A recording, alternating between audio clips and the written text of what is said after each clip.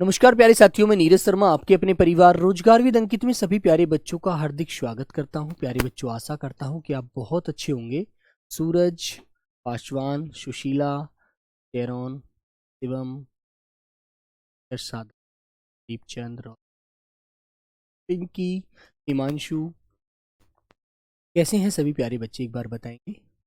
मनीष, मनीषा, आदिल, अमन कैसे हैं बच्चे। पूजा, ज्योति, सब लोग बढ़िया हैं, एकदम मस्त हैं। शिवम, प्रियंका, नेहा, गीता, सोन, आशु, इत, सम्राट। तो प्यारे बच्चों, सभी को प्रणाम, सभी को नमस्ते, सभी को जय हिंद। कैसे हैं मेरे साथी, तो बढ़िया है ना, एकदम मस्त। चलिए तो बेटा, आज आपका टॉपिक है वर्तनी, है ना। तो बहुत ध्यान के साथ, बहुत ही धैर्य रखते हुए आपको ये टॉपिक पढ़ना है और इसको बच्चों समझना, ठीक है ना। क्योंकि इसमें थोड़ा सा हमें क्या चीज का ध्यान रखना होता है, इसमें बेटा मात्रा का ध्यान रखना, बोलने के ढंग का ध्यान रखना होता है, लिखने के तरीके का ध्यान होता है। देवनागरी लिपि का मतलब पूरा इसमें उपयोग हमारा करते हैं, ठीक है ना। सभी को गुड मॉर्निंग, सभी को प्रणाम, सभी को नमस्ते, सभी को जय हिंद। तो जल्दी से एक बार जुड़ जाएंगे। चलिए अब भाई सभी लोग, चलिए मेरे प्यारे बच्चों। तो बेटा शब्द को सही लिखना, सही सीखना है ना।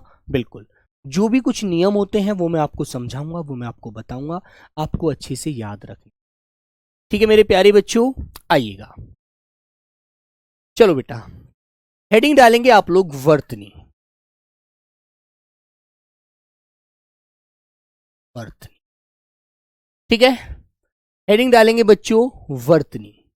तो सबसे पहले प्यारे बच्चों ये मुझे बताइएगा आप लोग, आप में से कितने ऐसे बच्चे हैं जिसको पूरी वर्णमाला याद है।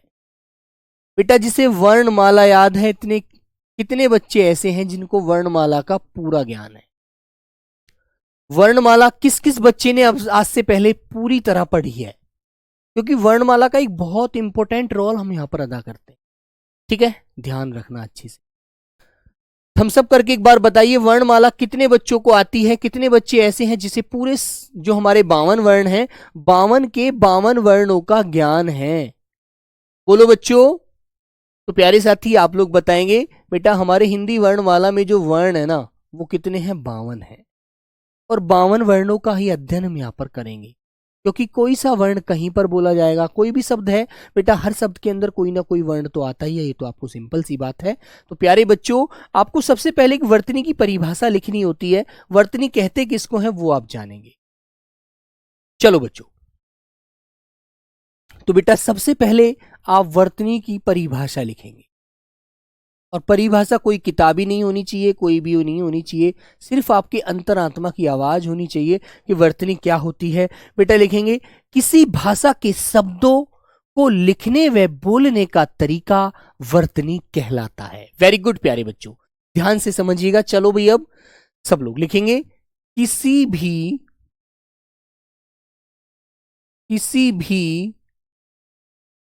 भाषा के, किसी भी भाषा का शब्द हो सकता है, अंग्रेजी का हो सकता है, अरबी का हो सकता है, हिंदी का हो सकता है, किसी का भी हम पढ़ रहे हैं जिसका, गुजराती, मराठी, कोई भी भाषा है, तो उसका बेटा हर शब्द आपको लिखना आना चाहिए। लेकिन अब आप जानते हैं पूरे भारत की भर्ती है, हर राज्य से बच्चा जुड़ा हुआ है, तो हर राज्य के बच्चे को अपनी भाषा का शब्द लिखना आना चाहिए, ठीक है। लेकिन यहां पर जो हम पढ़ रहे हैं मोस्टली वो हिंदी पढ़ रहे हैं, तो हिंदी के बारे में सभी बच्चे अब जानेंगे। लिखेंगे, किसी भी भाषा के लिखने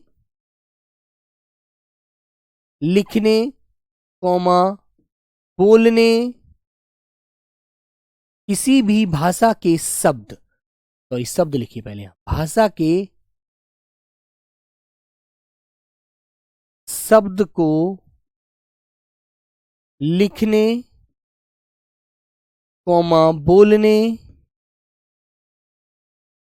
बोलने का सही ढंग, बोलने का सही ढंग वर्तनी कहलाता है। वर्तनी कहलाता है, ठीक है बेटा, क्या कहलाता है, वर्तनी कहलाता है।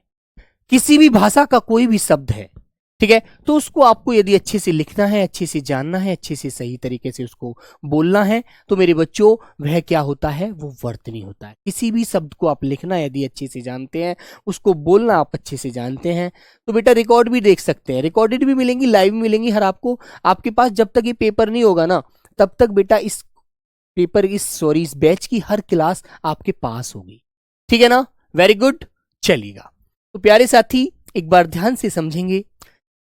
जैसे बच्चों मैंने एक शब्द आपसे बोला कि मैंने आपसे कहा कि कमल लिख कर दिखाओ, कमल, तो आप बिल्कुल सिंपल सा शब्द है लिख देंगे भाई के, और बेटा फिर जोड़ेंगे मैं, और फिर जोड़ेंगे ले। तो बच्चों एक हिज्जो लगाकर बोलना ही किसी स्पेलिंग को सही करने का तरीका होता है।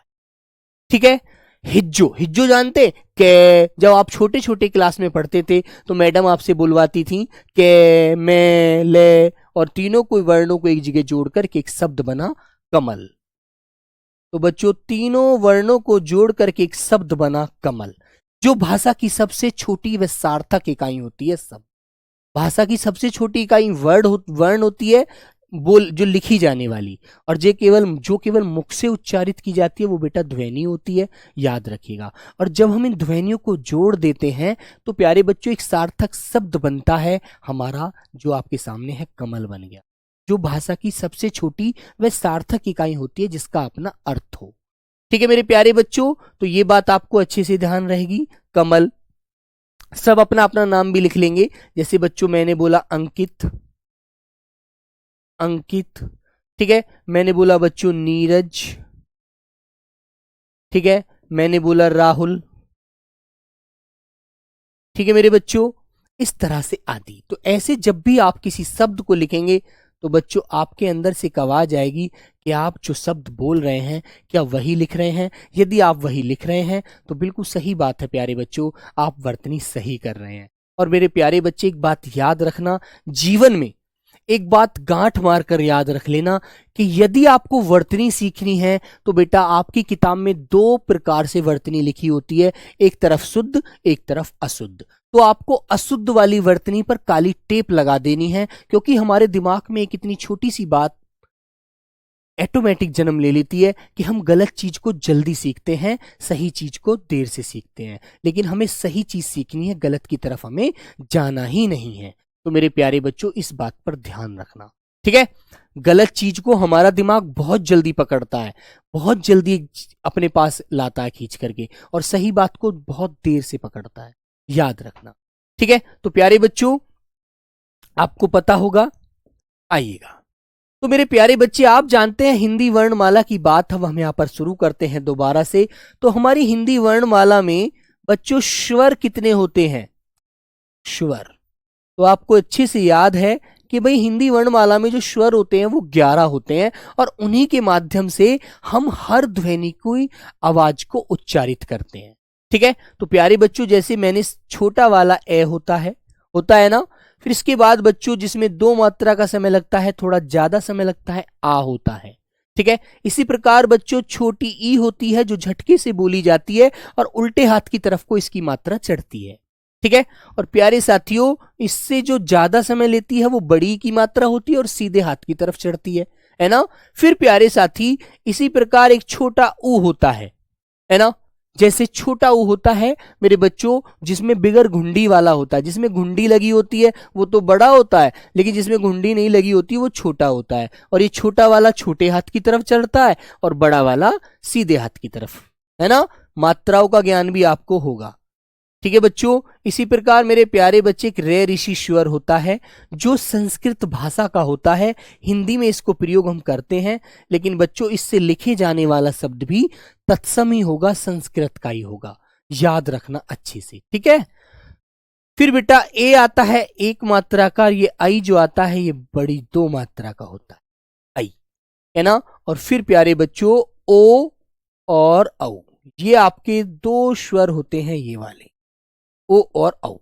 इसमें 1 मात्रा ओ में लगती है और 2 मात्रा औ पे लगती है ना। ये आपको होना चाहिए। लेकिन मेरे प्यारे बच्चों एक बात ध्यान रखना, ये जो हमारा ए स्वर होता है बेटा ये उदासीन होता है, इसका उच्चारण हर वर्ण के अंदर है। जो भी आप व्यंजन बोलेंगे ना, हर व्यंजन के अंदर ये बेटा ए होता ही होता है।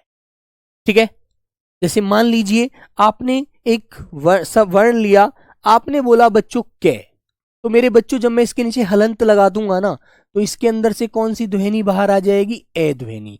और जब मैं इसको जोड़ दूंगा तो बेटा फिर इस वर्ण का उच्चारण करेंगे हम के।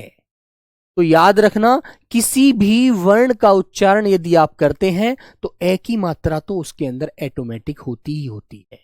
ठीक है, लेकिन अब बच्चों दूसरी बात आपको याद रखनी है, आपसे पूछा जाए कि मात्रा कितनी होती है, तो मात्रा बेटा 10 होती है ना, ए की नहीं होती। ए मात्रिक स्वर होता है, इसकी कोई मात्रा नहीं होती, ए मात्रिक है ये प्यारे बच्चे, उदासीन स्वर है।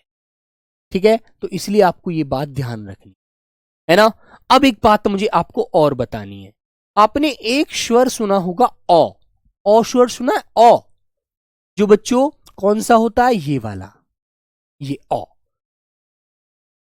है ना बेटा, ये ओ होता है। और प्यारे बच्चों ये जो ओ होता है बच्चों, ये अर्ध चंद्र बिंदु होता है, अर्ध चंद्र बिंदु होता है, अर्ध चंद्र बिंदु। ठीक है, अर्ध चंद्र बिंदु भी कहते हैं। और बच्चों ये आगत स्वर होता है, आगत, ये आगत स्वर होता है, याद रखना। आगत का मतलब होता है आया हुआ, है ना। अब आया हुआ है तो बेटा ये किस भाषा से आया है ये भी आपको पता होगा, ये बच्चों अंग्रेजी भाषा से आया है।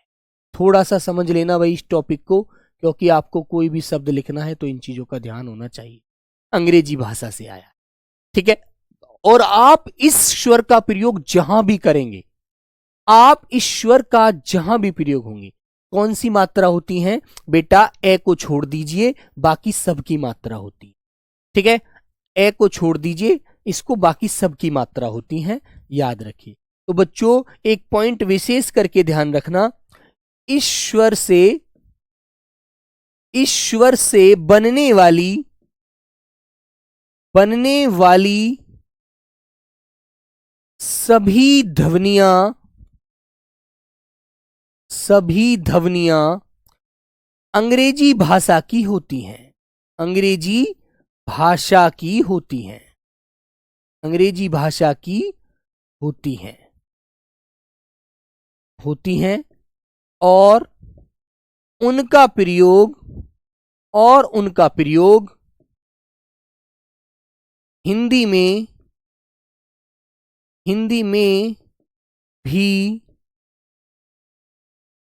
में भी किसी बदलाव के बगैर किसी बदलाव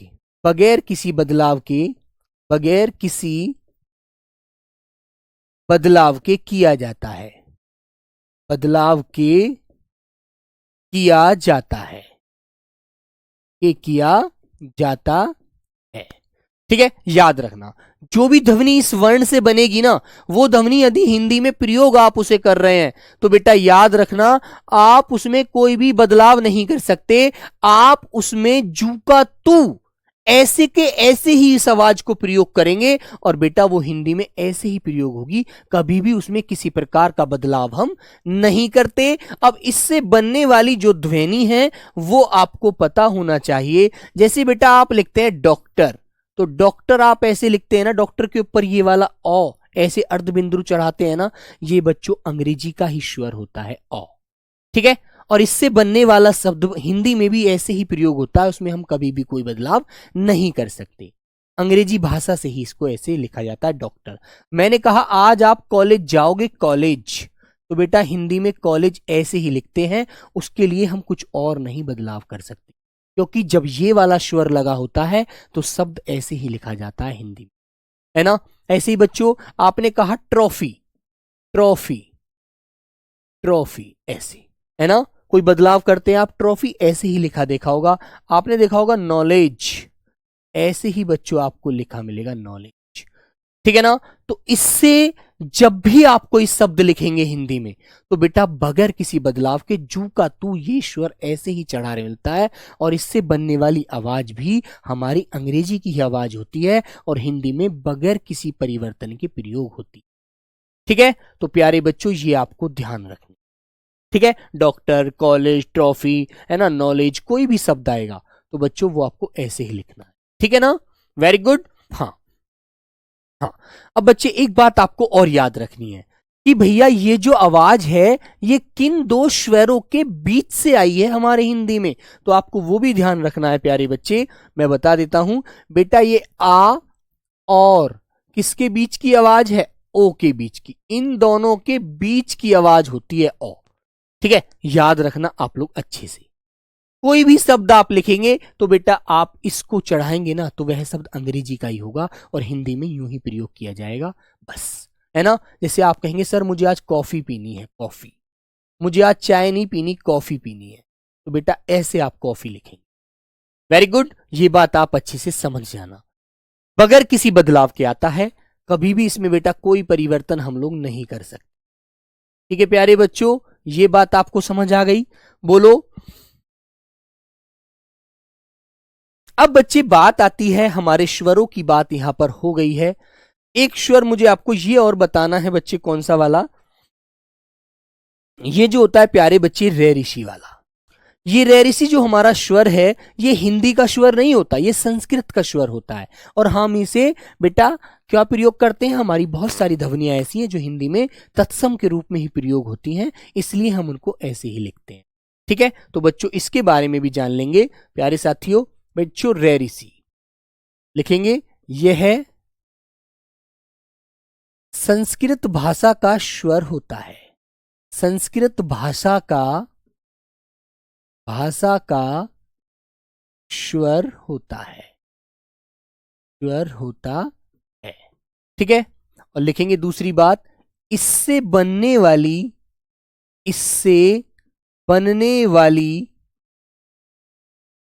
सभी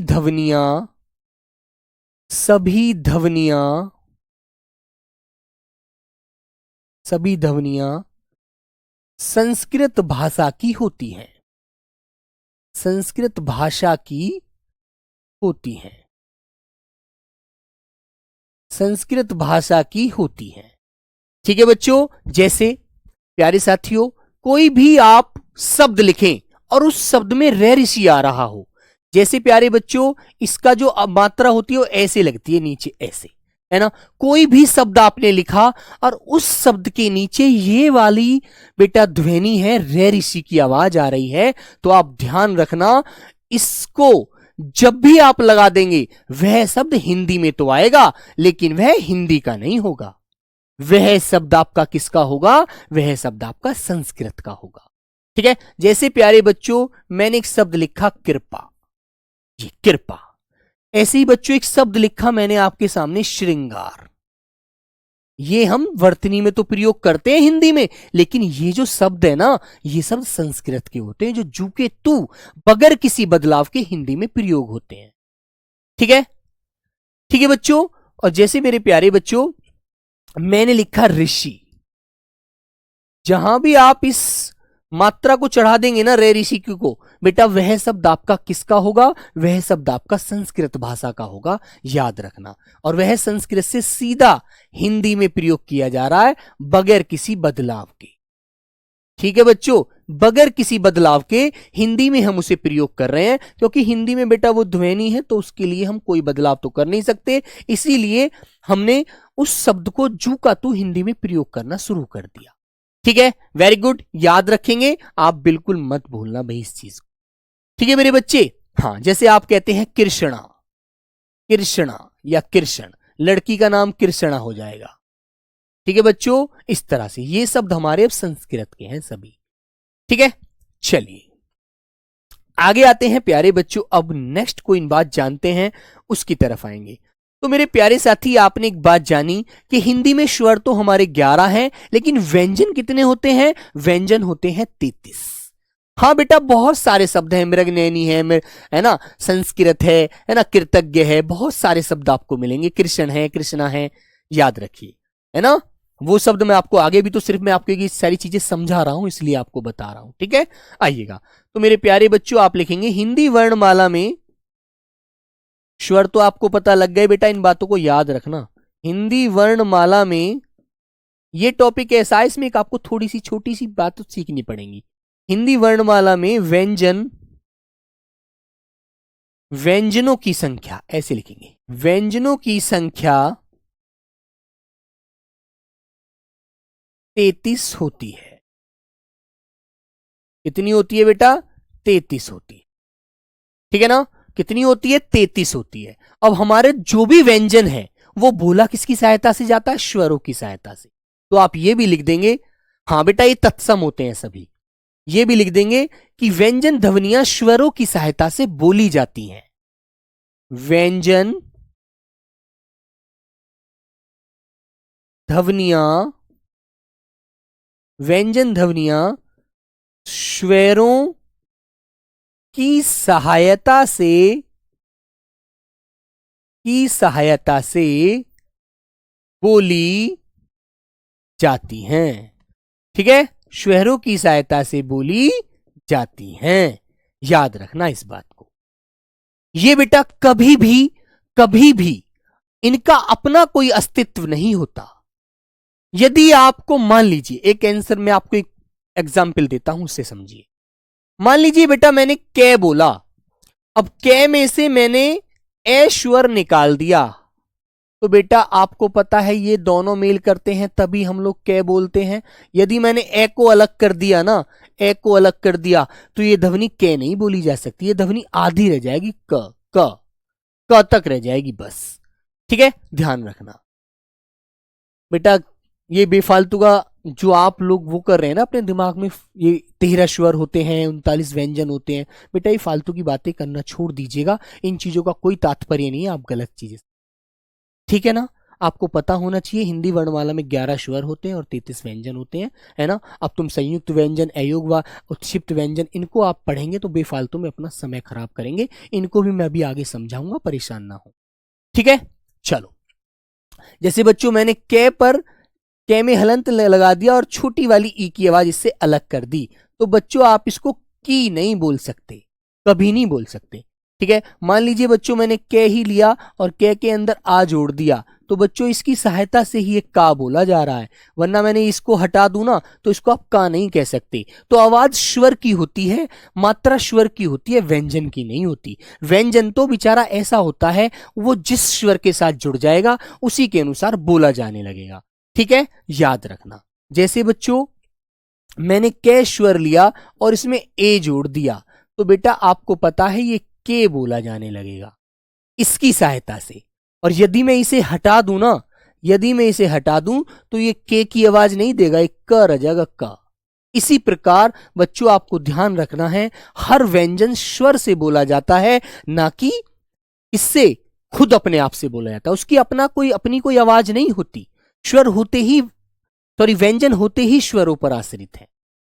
ठीक है ना? याद रखना। इन सारी बातों को आप लोग ध्यान से समझेंगे। जैसे बेटा मैंने खे लिया और खे के नीचे मैंने हलंत लगा दिया और इसके अंदर से ओ स्वर जोड़ा हुआ था, जिसको जोड़ करके मैंने खो बोला। ठीक है? और मान लीजिए इसको मैंने हटा दिया, तो ये केवल ये रह जाएगा, ख ख। ओ की आवाज तो खत्म हो गई इसके अंदर से। ठीक है? तो बच्चों इसीलिए आपको ध्यान रखना है, हर वर्ण को बोलने के लिए स्वर की सहायता पड़ती है। ठीक है? अब प्यारे बच्चों एक बात मुझे और बतानी है। जैसे मान लीजिए कोई ध्वनि तुम्हें आधी करनी है। मान लीजिए बच्चों मैंने कहा कै को आधी ध्वनि कर दो, आधी। तो एक तो बच्चों आप क्या करते हैं, एक तो हलंत लगाकर आप इसे आधा कर सकते हैं। एक क्या कर सकते हैं, एक प्यारे बच्चों आप इसकी जो पूंछ है ना, ये वाली पूंछ है ना, ये वाली जो पूंछ है, ये वाली बच्चों, ये वाली जो पूंछ है, इसे हटाकर आप आधा कर सकते हैं।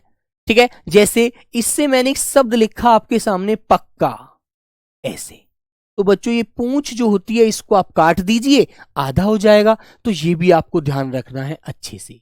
ठीक है? तुमने कहा कि ये आम पक्का है, तो पक्का कैसे लिखोगे, आधा जो के आएगा ना उसमें, उसकी पूंछ कटी होगी तब उसे आधा करेंगे आप। ठीक है मेरे बच्चों? इसी प्रकार बेटा एक बात और मुझे बतानी है आपको। मान लीजिए कोई भी ध्वनि है ना, जैसे जिसमें खड़ी पाई लगी होती है, जैसे ले है बेटा, ये ले, तो ये ले है, इसमें खड़ी पाई है ना। अब मैंने तुमसे बोला कि इस ले को आधा करके लगाओ। तुमने कहा कि सर मैं बैट बल्ला खेल रहा हूं। बल्ला है आपके पास? कि हाँ भैया है। तो मैंने कहा बल्ला में ले जो आता है उसे आधा कैसे करोगे? तो आपको पता होना चाहिए बेटा, इस खड़ी वाली पाही को हम हटा देते हैं, कभी भी ऐसे, बल्ला। तो खड़ी वाली पाई हटा देने से ये वर्ण आधा हो जाता है। ठीक है, इस प्रकार आपको ध्यान रखना है। कै को हलंत लगाकर भी आप आधा कर सकते हैं, और जब आप उसे किसी शब्द में प्रयोग कर रहे हैं तो बेटा खड़ी पाई हटा दीजिए। अब इसकी तो खड़ी पाई हट नहीं सकती क्योंकि इसमें तो बीच में आ रही है, इसकी तो पूंछ ही हट सकती है बेटा, ये जो पूंछ है ना, इसी को हटा सकते हैं। लेकिन जिस वर्ण में खड़ी पाई है उसको आप आधा करना चाहते हैं और किसी शब्द के बीच में आप उसे लिखना चाहते हैं, तो प्यारे बच्चों उसके पीछे से उसकी खड़ी पाई हटा दी जाती है, जिससे वह वर्ण आधा हो जाता है। ठीक है, आदित्य सिंह पूछेगा बेटा, फिर आपको लिखा भी नहीं जाए। ठीक है, इसलिए समझ लो। मैंने कहा यार बच्चा, ये बच्चा जो मैंने लिखा है, तो आपसे एक बात पूछ ली कि बेटा यदि हम आधे च को पूरा वर्ण बनाना चाहें तो कैसे बनाएंगे। यहां तो ये वर्ण आधा है च, तो आप कहेंगे सर इसमें पाई जोड़ देंगे हम पीछे। कैसे? ऐसे, इस प्रकार बच्चों आधे वर्ण हम इनको ऐसे करते हैं। याद रखना, अच्छे से इन सारी चीजों को समझ लेना। ठीक है ना। तो दोस्तों ये सारी बात आपको याद रखनी है ना। जैसे फे है बच्चों, फे, अब फे को आधा करना है तो इसकी ये पूंछ ही तो हटाओगे आप पीछे जो आ रही है, इसी तरह से तो आधा करोगे। अब बेटा जैसे तुमने कहा कि सर मुझे किसी का ख्याल आ रहा है, ख्याल, ठीक है, तो बेटा मैंने आपसे कहा कि भाई ख्याल आ रहा है तो ख को आधा करके दिखा दो, ख्याल लिख कर दिखा दो। तो तुम क्या करोगे? तुम कुछ नहीं करोगे बच्चों, याल ऐसे, है ना, ख के भी पीछे जो खड़ी पाई है इसे हटा दोगे और ख को आधा बना दोगे। इस तरह से आपको शब्दों को याद रखना है। ठीक है मेरे बच्चों। जैसे आपको बहुत सारे शब्द, मैंने कहा यार तुम्हें शर्म हया नहीं है, तुम्हें उससे बोला लज्जा है तुम्हें थोड़ी बहुत, लज्जा, तो आप क्या करेंगे? लज्जा, ऐसे ऐसे आप लिख देंगे लज्जा। तो आज जहां भी द्वित व्यंजन होता है उसको बेटा खड़ी पाई यदि उसके पीछे होती है, द्वित व्यंजन बना रहे हैं हम किसी वर्ण को, जैसे जय यहां पर द्वित व्यंजन है तो इसके अंदर से खड़ी पाई हटा दीजिए। बस इतनी सी बात आपको याद रखनी। ठीक है बच्चों, लज्जा, अच्छा, बहुत कोई भी शब्द आपके सामने आएगा तो उसे आप ऐसे ही लिखेंगे, अच्छा। ठीक है, यहां तक की बात समझ में आई? बोलो। तो यहां तक बच्चों आपने ये बात समझ ली। अब प्यारे बच्चों मुझे एक बात आपको समझानी है कि आपने पढ़ा 33 व्यंजन। अब 33 व्यंजन कैसे कैसे हैं वो भी मैं आपको एक मोटी मोटी सी पंक्ति में बता देता हूं। बच्चों 25 तो होते हैं हमारे स्पर्शी, इनका ज्ञान आपको देखो होना चाहिए, कैसे लेकर मैं तक। ठीक है, फिर प्यारे बच्चों 4 होते हैं आपके अंतस्थ। ठीक है, अंतस्थ जो कौन से होते हैं मेरे प्यारे बच्चों? ये, रे, ले और वे होते हैं। ठीक है, अब इसी में से बेटा 4 होते हैं आपके संघर्षी, संघर्षी ऊष्मीय, संघर्षी ऊष्मीय वर्ण जो कौन से होते हैं बच्चों? शे, शे, से और है। ठीक है, क्लियर है ना, आपको अच्छे से याद होना चाहिए। ठीक है बच्चे, फिर प्यारे बच्चों 33 व्यंजन ये आपके पूरे हो जाते हैं। मेरे प्यारे साथी आइएगा और भी समझिए और कौन से होते हैं। 2 होते हैं बेटा आपके अयोगवाह, अयोगवाह, अयोगवाह कौन से होते हैं बच्चों? 2 होते हैं, एक तो आपका अनुस्वार अंगा होता है, एक बच्चों आपका अहा होता है। ठीक है ना। और ध्यान रखना एक बच्चों हमारा अनुनासिक ध्वनि होती है, उसे भी आप लोग याद रखेंगे, अनुनासिक कौन सी होती है बच्चों? चंद्र बिंदु, ये जो चंद्र बिंदु होती है ना, और ये हमेशा दीर्घ स्वर पर लगती है, ध्यान रखना इस बात का भी। दीर्घ स्वर पर, दीर्घ स्वर पर प्रयोग की जाती है। जैसे इसका मैं उदाहरण भी आपको देकर बताना चाहता हूं, तो देखेंगे बच्चों, इसका उदाहरण समझेंगे। इसका जैसे बेटा मैंने आपसे कहा चांद लिखो, तो चांद एक तो ऐसे लिख दिया, एक बच्चों चांद मैंने ऐसे लिख दिया। तो आप मुझे बताइए इनमें से कौन सा सही है? ए तो आपका ये हो गया और बी आपका बच्चों ये हो गया। ए या बी में दोनों में से बताओ कौन सा सही है? ए और बी दोनों में से कौन सा सही है? बताइए बेटा। पीयूष पांडे, इसको थोड़ा ध्यान से समझ लो वरना फिर फंस जाते हैं, फिर समझ नहीं आता है। ठीक है, हाँ, उज्ज्वल में बेटा दोनों जय आधे होते हैं, गोपाल चौधरी, है ना। उज्ज्वल आपको अभी आगे पढ़ाऊंगा, परेशान ना हो, बच्चों उज्ज्वल में दोनों जय आधे होते हैं मेरे राजा, ठीक है, दोनों जय आधे। अभी तो बेटा बेसिक समझा रहा हूं, इसको थोड़ा बेसिक समझ लीजिए इसका, फिर आपको अच्छे से याद रखना है।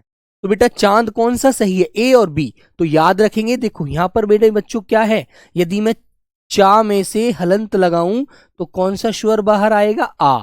अब आ कौन सा स्वर होता है, दीर्घ, इसलिए यहां पर अनुस्वार नहीं लगता मेरे बच्चों, चंद्र बिंदु लगता है, अच्छे से याद रखना, ठीक है। जैसे मैंने कहा आपके सामने आंख, आंख, ठीक है, मैंने कहा बच्चों चांदनी, ठीक है मेरे बच्चों, गांधी, ऐसे आपको अच्छे से याद रखना है, गांधी, ठीक है भाई। जहां भी दीर्घ स्वर होगा वहां बच्चों अनुस्वार मत लगाना, चंद्र बिंदु लगाना, अच्छे से ध्यान रखना, ठीक है, वेरी गुड। तो प्यारे इस बच्चों ये बात आपको अच्छे से ध्यान रहेगी, याद रखनी है, ठीक है भाई, वेरी गुड। अब आती है बच्चों आगे बात। तो अयोग्यवा आपको पता लग गए, अयोग्यवा वर्ण वो होते हैं जो अयोग्य होते हैं लेकिन स्वरों के फिर भी साथ रहते हैं।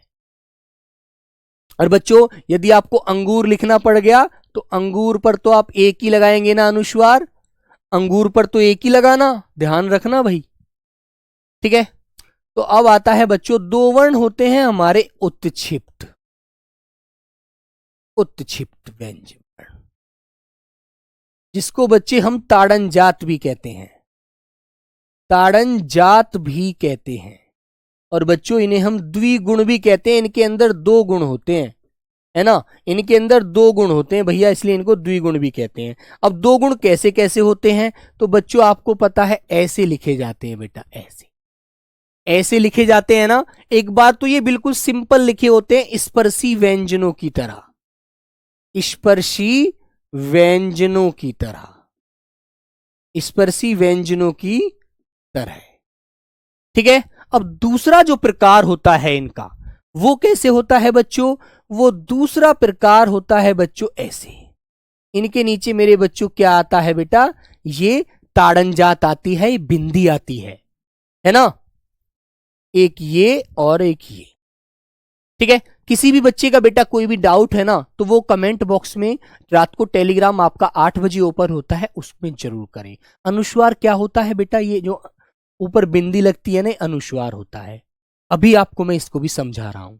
तो मेरे भाई ये बात आपको अच्छे से पता लग गई, जब ये बिल्कुल बिगर किसी बिंदी के, बिगर किसी ताड़नजात के प्रयोग होते हैं तो ये स्पर्शी व्यंजनों के अंदर आते हैं। और जब इनके नीचे क्या लग जाता है मेरे बच्चे, उत्क्षिप्त ताड़नजात लग जाता है ना, तो बेटा वो क्या किस में बदल जाता है, उत्क्षिप्त ध्वनियां बन जाती हैं, ये दो, ये यहां पर स्पर्शी हैं, यहां पर ये उत्क्षिप्त ताड़नजात।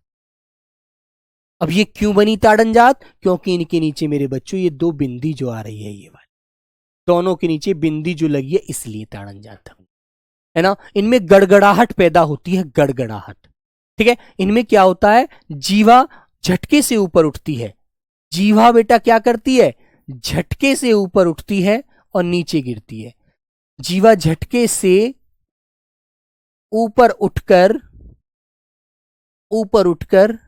नीचे गिरती है, ठीक है। और बच्चों इनमें एक बात, अभी आपको बहुत सारी बात बताऊंगा, इन वर्णों से कभी भी किसी शब्द की शुरुआत नहीं होती, ठीक है, याद रखना। इनके ऊपर भी अलग बात बताऊंगा, अलग नियम लिखवाऊंगा, ठीक है। चलो और भाई यहां पर समझ लीजिएगा, देखो इनके बारे में सब कुछ बता देता हूं बेटा। एक बिंदी तो आप टी बनाइए, ऐसे टी, तो एक बिंदी ऐसे लगती है, एक बिंदी ये लगती है, एक बिंदी ये लगती है। क्या कोई बच्चा ऐसा है क्लास में जो मुझे इन चारों बिंदियों की आवाज बता दे, चारों बिंदी जो लगी हुई है बेटा ये वाली, इनकी चारों की मुझे आवाज बता दे कि आवाज कौन सी किसकी होती है, कोई बच्चा है ऐसा। विशांत जी बेटा मन से मेहनत करोगे तो फौजी बन। जीवा का मतलब मेरे बच्चे जीव, ये जो आपकी जीव है यही तो जीवा है, ठीक है। जीवा मतलब मेरे बच्चे जीव। कोई बच्चा ऐसा है जो मुझे इन चारों की आवाज बता सकता है कोई, है ना। तो बच्चों आइएगा मैं बताता हूं, देखो ध्यान दो। ये जो होता है बेटा इसे अनुस्वार कहते हैं, किसी के भी ऊपर ये लगा मिलेगी ना बिंदी तो ये अनुस्वार होगी, ठीक है। ये जो बच्चों पीछे लगी होती है पंचमाक्षर होता है मेरे बच्चों, पंचमाक्षर। ये नीचे जो लगा मिलेगा बेटा ये ताड़नजात होता है, ताड़नजात, जिसे आप उत्क्षिप्त वर्ण कहकर आए हैं, उत्क्षिप्त। ठीक है। और बच्चों ये जो होता है इसे नुक्ता कहते हैं, नुक्ता।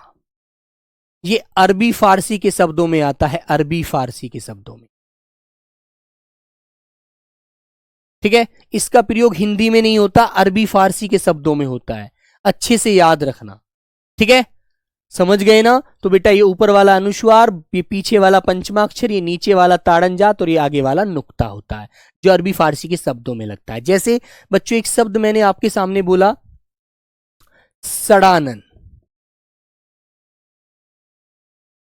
ठीक है, सड़ानन। तो देखो ये पंचमा अक्षर आ रहा है, यहां पर आ रहा है ना, जब मैं पीछे लगा दी बिंदी। तो ऐसे ही बच्चों एक शब्द मैंने आपके सामने यहां बोला, अनुस्वार बोला, प्यारे बच्चे, मैंने कहा अंगना, अंगना। ठीक है। और बच्चों ताड़नजात से जुड़ा हुआ शब्द बोला मैंने आपके सामने बोला लड़का, लड़का। ठीक है, देखो ये लड़का नीचे लग रहा है। ऐसे ही बच्चे इससे जुड़ा हुआ एक शब्द लिखा आवाज, देखो ये। तो सबके पास में बेटा बिंदी लगी हुई है, जो बिंदी जहां लगी हुई है वही उसका उदाहरण होगा।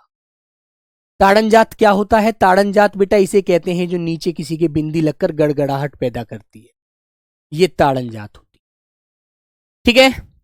हाँ, जिन बच्चों को बेटा स्पीड में क्लास देखनी है वो बाद में देखना, मुझे हर कमजोर बच्चे को साथ लेकर चलना है। जो बच्चे होशियार हैं प्लीज वो क्लास में रिकॉर्डेड फॉर्म में देखिए, प्लीज मत देखिए यार बात साथ में, है ना। क्योंकि भाई तुम लोग जानते हो, माना कि तुम होशियार हो, लेकिन कमजोर बच्चा जो है बेटा, अन्य राज्यों का जो बच्चा है ना, जो वेस्ट बंगाल से है, गुजरात से है, महाराष्ट्र से है, कर्नाटक से है, उसे नहीं जानकारी इतनी जल्दी होती है ना, उसको एक एक चीज बड़ी ध्यान से धीरे धीरे समझानी पड़ती है।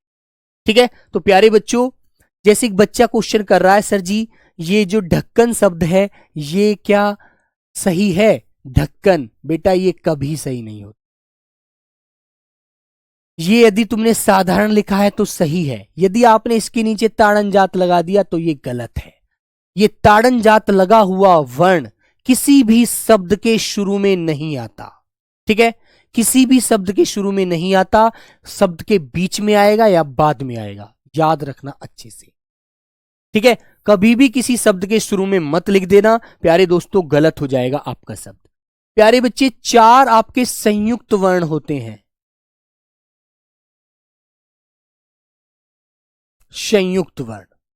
तो बच्चों वो कौन कौन से होते हैं? वो होते हैं बेटा छह छत्री, त्रिशूल, ज्ञ ज्ञानी होता है, और मेरे बच्चे शय श्रैमिक होता है। ये 4 आपकी संयुक्त ध्वनियां होती हैं। ठीक है, तो संयुक्त ध्वनियां आपको पता होनी चाहिए, 4 होती हैं, और जहां ये बोली जाती हैं वो शब्द भी आपके सामने आएंगे। जैसे बच्चों आपने लिखा क्षत्रिय, ठीक है, क्षत्रिय, ज्ञान, ठीक है, ज्ञान, त्रिशूल, ठीक है मेरे बच्चों, श्रैमिक। तो जहां भी आप इन्हें बोलेंगे वहां इनकी आवाज दिखेगी आपको, है ना। बहुत सारे शब्द आपको नजर आएंगे इनसे बने हुए, याद रखना। ठीक है मेरे प्यारे बच्चों, तो बेटा यही सारी चीजें आपको समझनी है, अच्छे से जाननी है। अब प्यारे बच्चे, मैंने आपको ये 52 वर्णों के बारे में बता दिया, जिसमें आपने 11 स्वर के बारे में जान लिया बच्चों, 33 व्यंजन के बारे में जान लिया, ठीक है ना बेटा, 2 अयोगवाह के बारे में समझ लिया, ठीक है मेरे बच्चे। और बच्चों 2 आपने उत्क्षिप्त ध्वनियां जान ली, कौन सी हैं, अब इनका प्रयोग आपको जिगे जिगे करना है। और 4 आपने संयुक्त वर्ण जान लिए। ठीक है, तो भैया बताओ ये कितने हो गए, आवाज एक बार जोड़ करके बता दीजिए। 11 और 33 44, और 2 बेटा 46, और 2 48, और 4 52। ये 52 के 52 वर्ण हमारे हर किसी शब्द में कहीं ना कहीं प्रयोग हमें होने को मिलते हैं। तो इसलिए आपको ध्यान रखना है कि 52 वर्णों का हमें ज्ञान होना जरूरी है। ठीक है बच्चे, अब प्यारे बच्चों मुझे आपको एक नियम, पहला नियम आपके सामने शुरू करना है, ध्यान देंगे, आइएगा। तो बच्चों पहला नियम तुमने देखा होगा, आ के स्थान पर ए का प्रयोग कैसे करते हैं। सर समझ नहीं आया। बेटा समझ तो आएगा, लेकिन आपको समझना थोड़ा और ध्यान से पड़ेगा, ठीक है ना। इससे ज्यादा स्पीड से पढ़ेंगे तो फिर ऊपर से बच्चों के निकल जाएगा, है ना। अभी तो आप कह रहे हैं सर जी समझ नहीं आया, कुछ बच्चे कह रहे हैं सर स्पीड बढ़ाओ। तो बेटा हमको सबको समान ही लेकर चलना है, इसलिए आपको ध्यान रखना, ठीक है। अभी आपको परेशान नहीं होना। तो प्यारे बच्चे कुछ शब्द देखेंगे। आ के स्थान पर, आ के स्थान पर, लेकिन इससे पहले आप एक बात और लिख लीजिएगा कि शब्द संरचना, शब्द की संरचना 4 प्रकार से होती है। 4 प्रकार से होती है, ठीक है। शब्द की संरचना 4 प्रकार से होती है। हम किसी भी शब्द को यदि लिखते हैं, बेटा पहचान कैसे करेंगे मंजीत कुमार? अभी तो मैं आपको पहचान बताऊंगा, अभी तो मैंने आपको वर्ण बताए हैं, अभी कुछ वैसा थोड़ी बताया पहचान वाली बात, अभी तो आपको कुछ भी नहीं बताया मैंने। अभी से आप घबरा क्यों रहे हैं? एक बात तो आपको याद रखनी है। अब 4 प्रकार से होती है, वो 4 प्रकार होते कौन कौन से हैं? नंबर 1 तो बेटा आपको पता होगा संधि के प्रकार से, संधि प्रकार से। इस संधि के प्रकार से शब्द को कैसे जोड़ते हैं, कैसे लिखा जाता है। दूसरा प्रकार होता है बेटा समास से। तीसरा प्रकार होता है बच्चों उपसर्ग से, उपसर्ग से। और चौथा प्रकार होता है प्यारे बच्चे प्रत्यय से। 4 प्रकार से हम शब्द की संरचना करते हैं। कैसे कैसे? मान लीजिए बच्चों मैंने एक शब्द लिखा आपके सामने नरेश, नरेश शब्द लिखा, और आपसे कहा कि नरेश को यदि मैं आपको 2 शब्द देता हूं तो आप मुझे नरेश लिखकर दिखा दिए, नर धन ईश। तो आप कहेंगे भैया ये वाले शब्द से हम ये शब्द कैसे बना देंगे, है ना। इस वाले शब्द से हम ये शब्द कैसे बना देंगे? तो बेटा आपको पता है रे में से, यदि मैंने एक बात बताई थी रे बोला जा रहा है तो वो ए की सहायता से। तो मेरे बच्चों ए का मेल हम किससे करेंगे? बाद वाले शब्द के पहले वर्ण से, बड़ी वाली ई से। तो इन दोनों का मेल होने से बच्चों एक ही आवाज बनती है जो आपको यहां पर नजर आ रही है। तो एक तो शब्द हम संधि के अनुसार सही करते हैं, ठीक है, समझे मेरे बच्चे? याद रखना। एक बच्चों समास से, जैसे मैंने आपसे कहा राजपुत्र, है ना, 2 पदों को जोड़ करके एक छोटा रूप बना दिया और वह रूप सही हुआ, सार्थक रूप हुआ, है ना। वॉइस सही नहीं आ रही कुछ बच्चों को। तो बेटा मैं इसको यदि 2 पद देता हूं आपको, राजा का पुत्र, तो आप इस प्रकार इन दोनों पदों को जोड़ करके एक पद बना देंगे राजपुत्र, ठीक है, वेरी गुड। हाँ, इसी प्रकार बच्चों उपसर्ग होता है। उपसर्ग क्या होता है? पहले लगने, मूल शब्द के पहले लगने वाला शब्दांश। इसके बारे में लिख देता हूं छोटी सी बात पहले आपको। मूल शब्द के पहले लगने वाला शब्दांश, पहले लगने वाला शब्दांश, शब्द का अंश, ठीक है।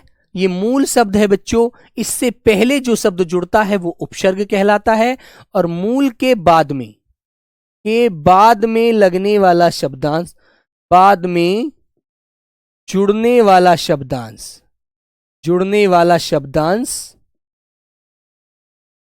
क्या कहलाता है बच्चों? प्रत्यय होता है, ठीक है।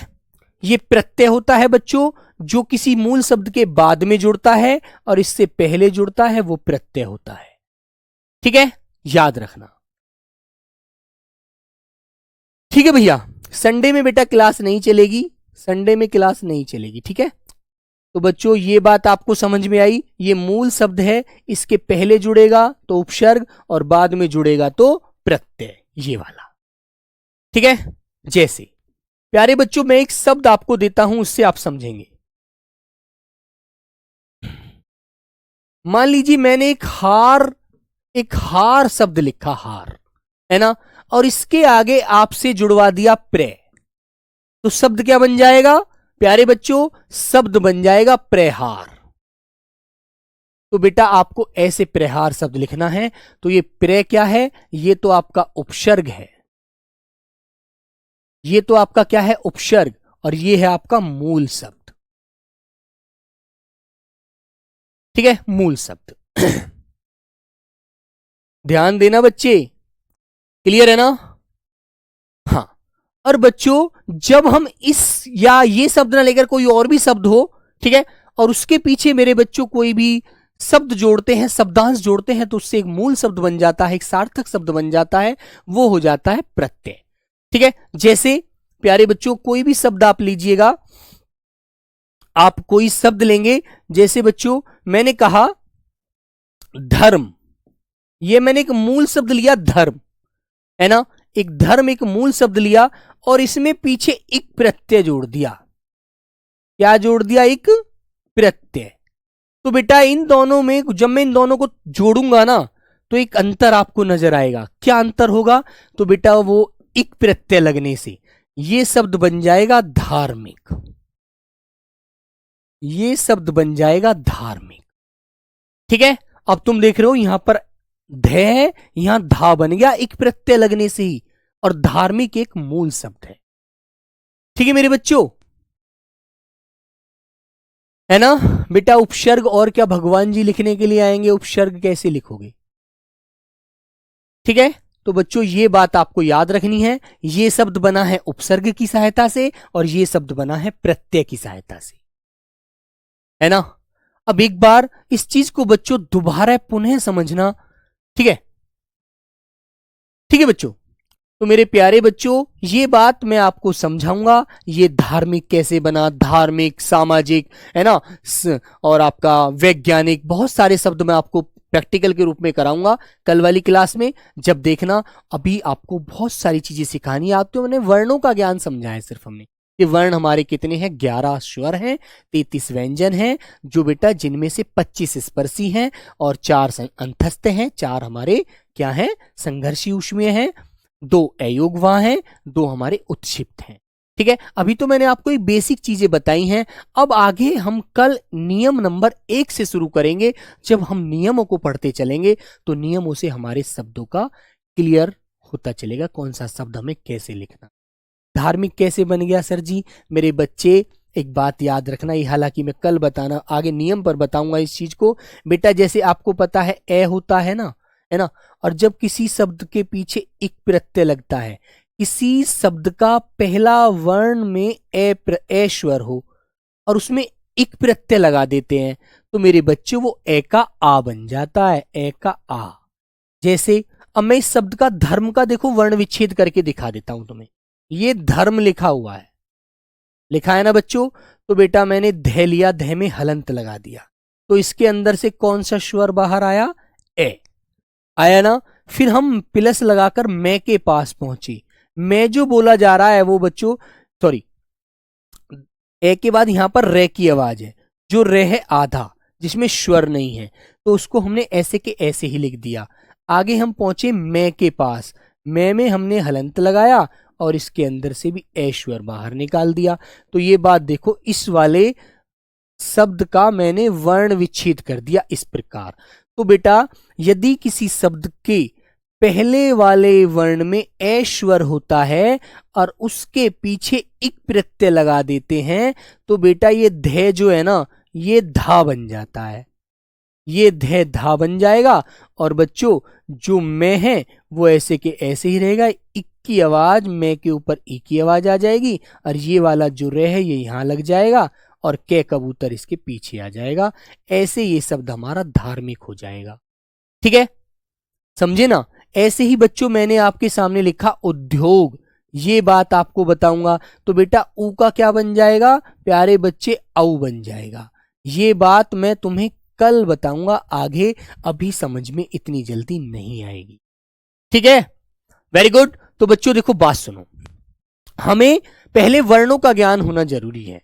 यदि हम वर्णों का ज्ञान कर लेंगे ना, फिर एक एक शब्द को हम जोड़ते चले जाएंगे, आराम से लिखते चले जाएंगे, है ना बच्चे? समझ में आई बात? तो इसीलिए आपको यहां पर बेटा ये ध का धा नजर आ रहा है, इसीलिए आप कंफ्यूज हो रहे हैं कि सर जी यहां ध था, यहां धा कैसे हो गया, है ना? तो इसलिए अभी इस क्लास को दोबारा पुनः देखना शाम को एक बार तेज स्पीड से, फिर हम आगे चलेंगे। हाँ बेटा, वाक्यांश मैंने 200 शब्द कराए हैं और अवसर 1 में भी जिस बच्चे को जाना है वहां से भी वो क्लास कर लेना।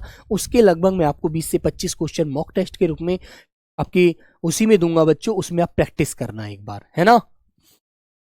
ठीक है बच्चों। बेटा अप नहीं लिखा है, ये बच्चा बार बार कह रहा है उप ही लिखा है, उप। ये पे की आवाज पे वहां पर मिल गया। ठीक है, समझे आप लोग। चलो, तो इससे आगे कल आपको समझाऊंगा और भी बहुत सारे शब्द हैं। अभी तो ये बेटा स्टार्टिंग है ना। अभी तो कहते हैं टेलर है यार, अभी इसमें क्या पढ़ाया हमने। अभी तो हमने सिर्फ इतनी सारी बातें जानी हैं, ये वाली कि भैया हमारे स्वर कितने होते हैं, है ना, वर्तनी किसे कहते हैं। इसके बाद हमने फिर ये जाना कि ये जो स्वर है ये कहाँ कहाँ प्रयोग होगा, इससे कौन कौन सा शब्द बनेगा और वह शब्द हमारी हिंदी में किस रूप में प्रयोग होगा, ये बात हमने जानी, है ना। फिर उसके बाद बच्चों संस्कृत भाषा का हमने रे ऋषि स्वर जाना, है ना, और इससे बनने वाले शब्दों को जाना। ठीक है, फिर हमने वर्णमाला में व्यंजनों की संख्या जानी और बच्चों ये ध्वनियां स्वरों की सहायता से बोली जाती हैं, इसको जाना, इसके बारे में समझा। और हमने ये भी जाना कि बताइए स्वर जो होते हैं व्यंजन से मेल करके वही आवाज देते हैं, जिस स्वर से मेल करेगा वही आवाज आएगी। ठीक है, फिर हमने वर्ण को आधा करना है तो वो उसके बारे में समझ लिया थोड़ा सा। 25 स्पर्शी व्यंजनों को अलग निकाला, 33 में से 4 अंतस्थों को अलग निकाला, 4 संघर्षी ऊष्मीय को अलग निकाला। फिर बच्चों अयोग वाव वर्णों के बारे में जाना, है ना। और अयोग वाव वर्णों में बच्चों अनुस्वार, ये तुम्हारा विसर्ग और बच्चों चंद्र बिंदु, इनको जाना कि भाई चंद्र बिंदु लगाओ तो वो दीर्घ स्वर पर ही लगाना, लघु पर मत लगाना। ठीक है, बिल्कुल। और बेटा उत्क्षिप्त ताड़नजात ध्वनियां मैंने आपको पढ़ाई हैं कि ये 2 ध्वनियां जो होती हैं ये हमारी ताड़नजात उत्क्षिप्त होती हैं। यदि इनके नीचे नुक्ता ना लगाओगे तो स्पर्शी में चली जाती हैं, इसलिए 2 गुण रखती हैं अपने पास। ठीक है, फिर प्यारे बच्चों हमने आगे जाना कि कैसे कैसे हमने पढ़ा और संयुक्त वर्णों के बारे में जाना। ये 4 वर्ण हैं हमारे, ये वाले, इनसे हम किसी भी शब्द को इस तरह से लिखते हैं। अब हमने जाना शब्द की संरचना 4 प्रकार से करेंगे, संधि के माध्यम से, समास के माध्यम से, उपसर्ग के माध्यम से और बेटा प्रत्यय के माध्यम से, है ना। तो बच्चों यहां तक हमने पढ़ा, यहीं पर हमारा ये लास्ट हुआ है आज की क्लास। इससे आगे कल भैया नियम नंबर 1 से हम शुरू करेंगे और उन नियमों को एक एक को ध्यान से लिखते चलना, ध्यान से समझते चलना। ठीक है, फिर आपको वह शब्द लिखने सिखाऊंगा, गलत शब्द बिल्कुल मत पढ़ना। बेटा वाक्यांश की आज ही सीट आज ही शायद डलवा दूंगा, परेशान ना हो, है ना। और संडे में आपका टेस्ट होता है, उसको जरूर लगाया करना। और फिर प्यारे बच्चों इस सिलेबस को मैं बहुत जल्दी समाप्त करके फिर अपना प्रैक्टिस सेट की क्लास शुरू करूंगा, उस पर हम सब लोग फोकस करेंगे और अच्छे से सब कुछ पढ़ेंगे। ठीक है, आप ये टेंशन बिल्कुल मत लेना कि एसएससी जीडी में आपके 18 नंबर आएंगे, 20 में से 20 ही आएंगे, ये वादा है आपसे। ठीक है, बिल्कुल मत घबराना, सारे प्रैक्टिस सेट कराऊंगा, एक एक प्रैक्टिस सेट कराऊंगा, परेशान बिल्कुल मत होना आप लोग। ठीक है, वेरी गुड। 20 में से 20 दिलाने का वादा है मेरा आपसे, वही मुझे पूरा करना है बस। ठीक है, ये बेसिक चीजें जरूर समझनी चाहिए, वरना हम आगे की सारी चीजों को नहीं समझ पाते फिर। चलिए प्यारे बच्चों, तो सभी को मेरा प्रणाम, नमस्ते, जय हिंद।